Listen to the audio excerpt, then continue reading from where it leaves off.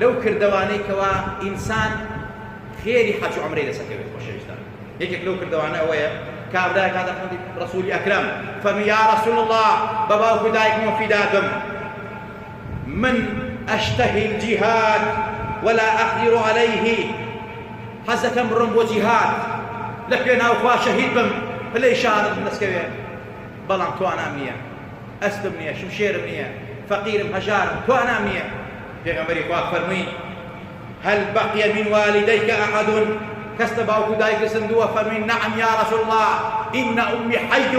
بەڵێ ئەی پێغەمبەری خوا دایکم زیندووە و لە حیاتایە پێغەمبەری خوا فەرمووی قابل الله في برها فإذا فعلت ذلك فأنت حاج ومعتمر ومجاهد پێغەمبەری خوا فەرمووی دەی مادەم دایکت لە حیاتایە بڕۆ ڕوبەڕووی پەروەردگار بەرەوە خزمەتی بکە خوا وا پێی خۆشە خوا هانم دەدا خوا فێرت دەکا خوا ئەوەی لە تۆ ئەوێ بڕۆی چاکە لەگەڵ دایکتا بکەیت بەڕاستی کاتێک کە تۆ خزمەتی دایکت کرد دڵت خۆش کرد هاوکاری کرد یان باوکت یا دایکە لە حیاتا ماوە ئەو سەحابە دایکی لە حیاتا مابوو پێغەمبەری خوا بڕۆ خزمەتی دایکت بکە تۆ ئەبی بە حاجی ئەبی بە عومرەکار ئەبی بە مجاهیدێکی حەق لە ڕێگای دینی ئیسلامە کە خزمەتی دایکت کردووە ئەمە ئیسلامە ئەمە بەرەکاتی پێغەمبەرە صلی الله عليه وسلم ئەمە ئەخلاق ئەمە ڕەوشتە ويخوا فيه فمن وإنك لعلى خلق عظيم بروح خصمني دايك مجاهدي حاجيت معتمري كواتتو لم دروجا ضلي دايك تخوش بخيري حج عمري سنة دسكويت او دايك لحياتها او دايك لحياتها انا مع دعاء وكا برو صداني قبل كيف دعاء وقرآن وكونه خير وصدقين وكا اقابا ببلي حاجي ومعتمري سنة يكيت لو كردواني كوا إنسان أجين ده بلي حاجي ومعتمر يعني خيري حج عمري سنة لسكبت من أراد من غدا إلى مسجد لا يريد إلا أن يتعلم أو يعلمه كان له كأجر حاج تاما حجته الترغيب والترهيب برقي يقدع فرسول شوار يا غمر فاخر صلى الله عليه وسلم هركس يبروا ومزقود بنيتي هو كوا خلق في علمك يعني علم زانت بابا خلق يان فيري علم بيو علم ورقريت يان ما بيشوانوا علم ورقريت يا علم بخشتوا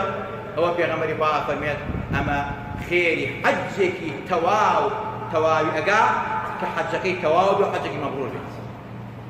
أما إسلام كاتب ومزقود بنيتي فيروني علم ولا بقى خير دولة دسكري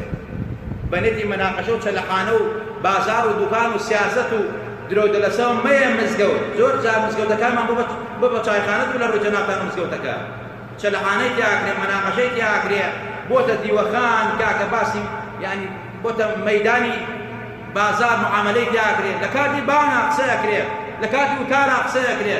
اما خطره بو ايمانك بو دينك بكر دوكانك كهايتا مزقود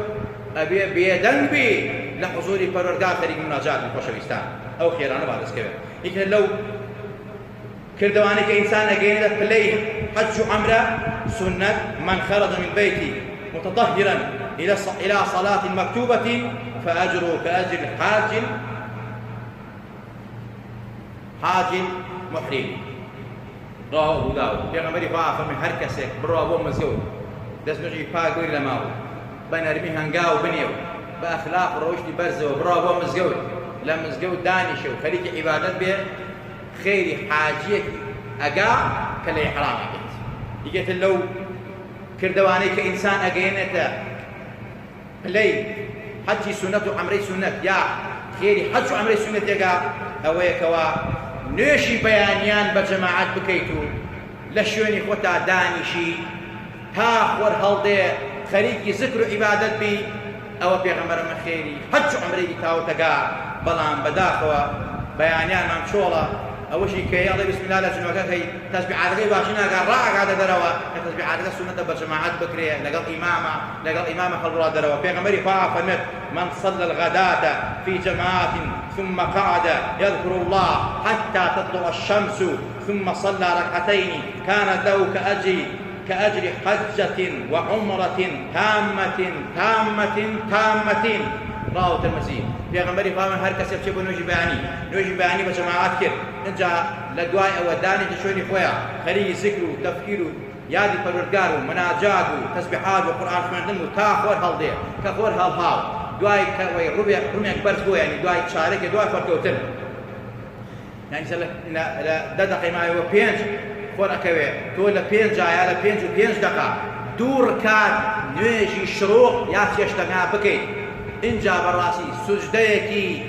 شکر بەری وە پەروەردگار خوا تەوفیقی دایکە عیبادەت بکەیت خوا خێری حەجێک و عومرەیەکی تەواو بۆ بسێت بەتایبەت لەم دە ڕۆژە هەوڵ بە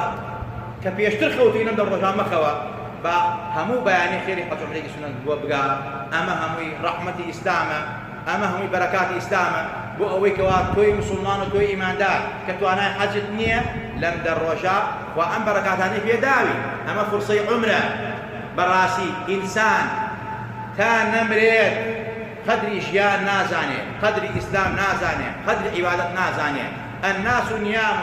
إذا ماتوا انتبهوا وألهم لا يحمل